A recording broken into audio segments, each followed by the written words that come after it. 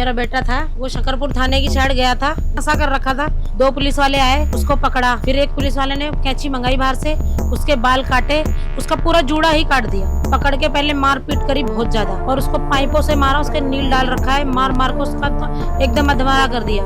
Police वालों ने मेरे को लगता है ड्रिंक व्रिंक कर रखी थी जब उसने जूड़ा काटा। मेरा बेटा शक्ल पहचानता है। सरदार आदमी कहीं बाल नहीं काटे जाते, ये शान होती है सरदार की। घर बैठे कमाए 1500 रुपए प्रतिदिन, वो भी विदाउट इन्वेस्टमेंट। बस डाउनलोड करें बैंक साथी ऐप, फ्री ट्रेनिंग लेकर कमाना शुरू करें।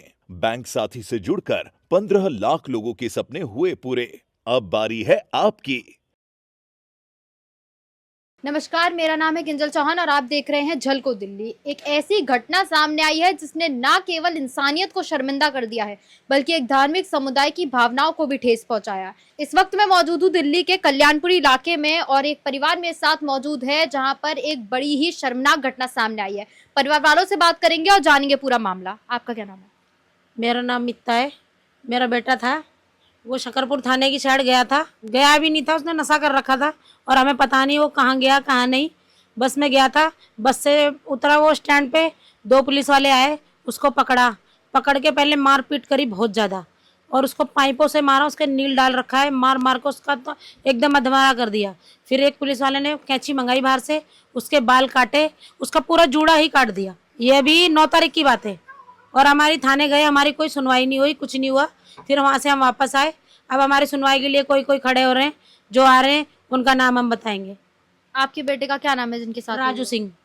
तो उन्होंने उस समय नशा कर रखा था, किस समय की बात है ये 9 तारीख की बात है, और शाम के वो नशा कर रखा था, 1-1:30 बजे की बात है। दारू उरू पी रखी थी। जो उसको मारपीट हुई तो शाम को 4 बजे की बात है, 3-4 बजे ऐसी कुछ बात है।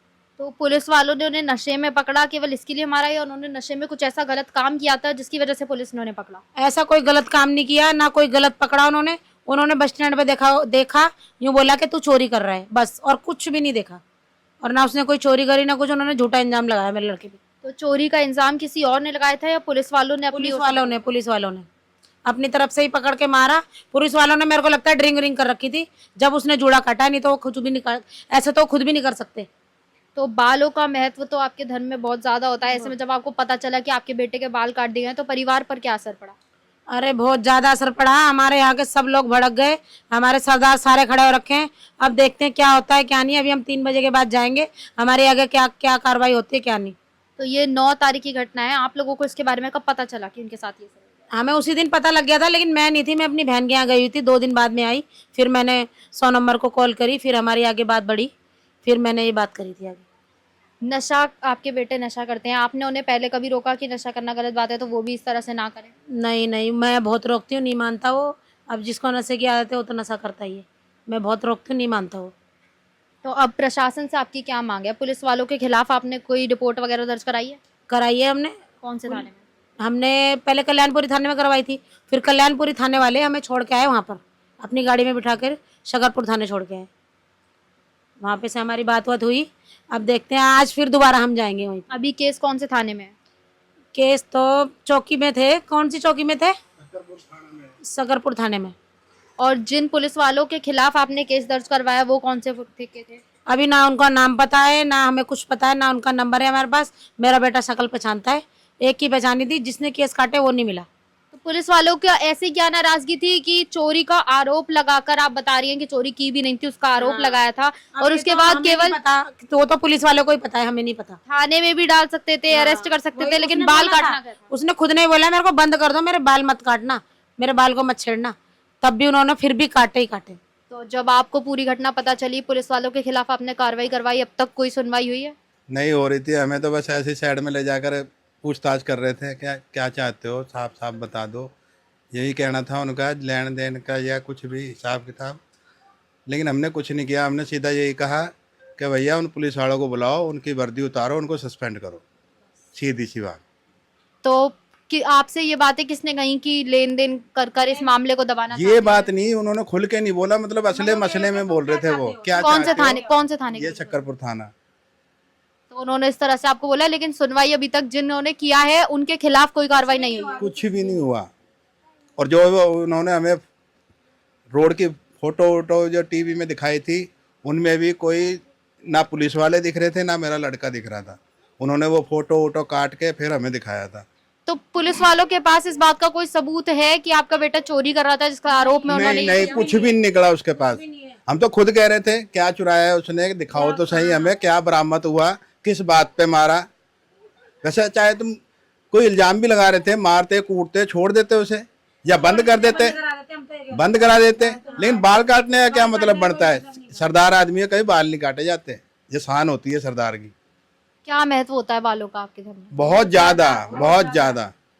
हमारे लिए तो बहुत बड़ी बात है। तो अब ऐसे में साथ में पूरे धर्म के लोग एकजुट हो रहे होंगे, अब तो आप लोगों के परिवार के साथ इस वक्त क्या किया जा रहा है?